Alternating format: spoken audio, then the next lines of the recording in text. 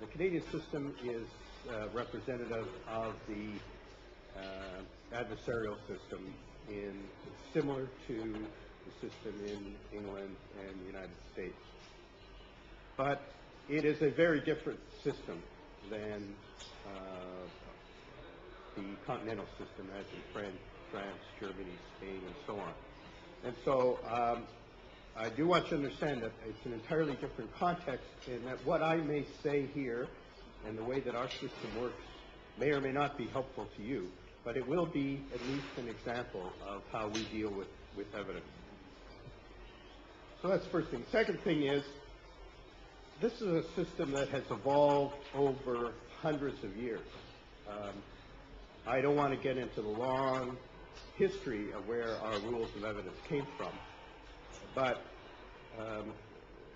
as I will explain later, they all are rooted in or started in the English jury system. That is the context in which all of our rules began. It's a system that, however, has tried to evolve in response to modern conditions. Not always successfully, and there have been some serious problems that we have had to face, especially in the last 30 and 40 years, in terms of dealing with evidence and new types of evidence, especially expert evidence. We've had some particular problems in that area. It's not necessarily a topic for today, but it is an area that we can discuss later, and I know Mauricio as well has a special interest in expert evidence. And lastly, which is typical of the Anglo-Saxon tradition, most of these rules are made by judges. They are judge-made rules, not codified. And again, I'll explain why that is, but you can't just open a book, an evidence code, and find the rules. The rules are judge-made, and so they have evolved over time, sometimes with very good results, and sometimes with very, less than happy results.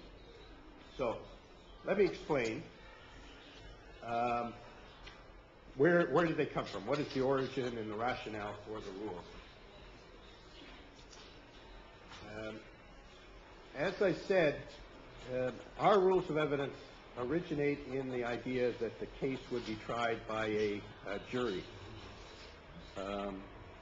12 people who are not trained in the law, have no special training, and 200 years ago, when the jury system was evolving in England, probably had very little education. And so the rules of evidence really were a response to that single idea, that the trier of fact, as we say, the person who will be making the decision of guilt or innocence, or whether the lawsuit should succeed or not, is made up of a group who do not have any real grounding in the law. And the judges, who of course were trained in the law and had a monopoly over understanding the law, did not trust juries. They did not think they could be trusted to correctly weigh the evidence, correctly understand the evidence. And so most of our rules are rules of exclusion. That is, decisions have been made that certain kinds of evidence should not be placed before the jury because they would misuse it, not understand it, place too much emphasis on it, maybe not enough emphasis. And so that is the basic place that we started.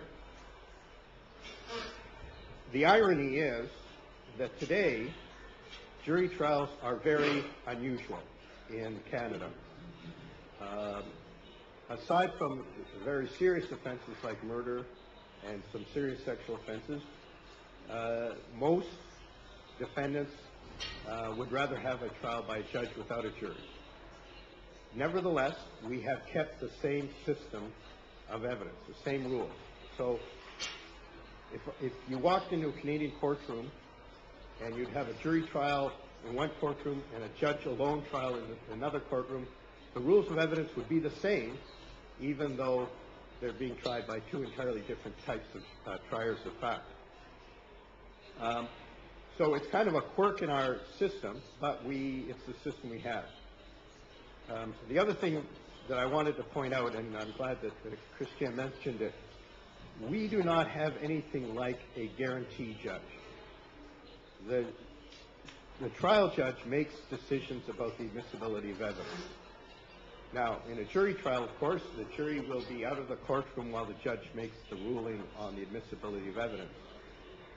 In a judge-alone trial, the trial judge who will hear the evidence also decides whether or not the evidence is admissible.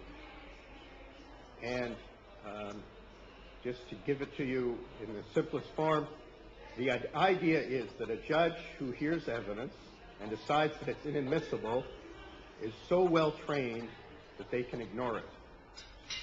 That's the idea behind our system. Some people would look at it and say that's not a very good system. But it is the system that's worked for us. But if I were to design a system today, I would probably do it differently. I would probably go for a system where, especially in a judge-alone trial, a different judge made the important rulings on the admissibility of evidence. But we seem to have got along. It seems to work. And it's the same system that's used in England and the United States and most other common law countries like Australia. The simple idea, or the basic idea behind our rules, is that the trier of fact, whether it's judge or jury, should base their decision only on relevant evidence that has sufficient value that it can be the basis for the decision. And that kind of is the theme that will run through all of the rules that I will talk about.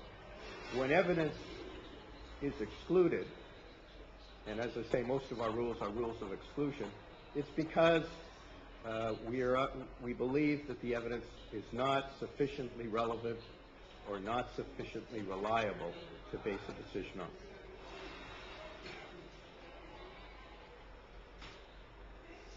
And you see that basic idea in that first point. Most rules are based on the theory that the probative value of the evidence, in other words, the weight of the evidence, must outweigh its prejudicial effect.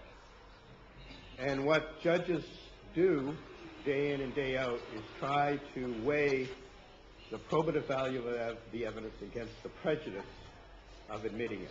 And I'll try to get into what that means. But the third point is a very important one. This is not a scientific exercise. It's an exercise based on common sense to a large extent. We have rules, we have frameworks, we have criteria that apply for different kinds of evidence. But in the end, the idea is that a judge applying common sense, understanding how the world works, can make these decisions about probative value versus prejudice.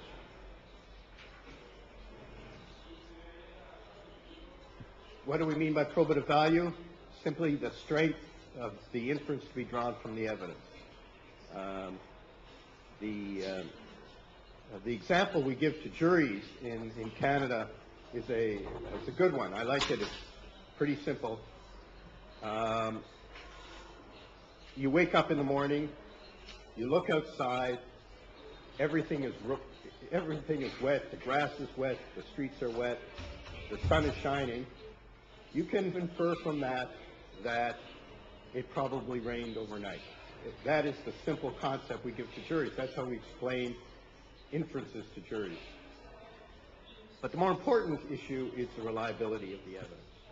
And a lot of our rules are designed to ensure that the decision is only made on the basis of reliable evidence. And so we take a very hard look at things like eyewitness identification,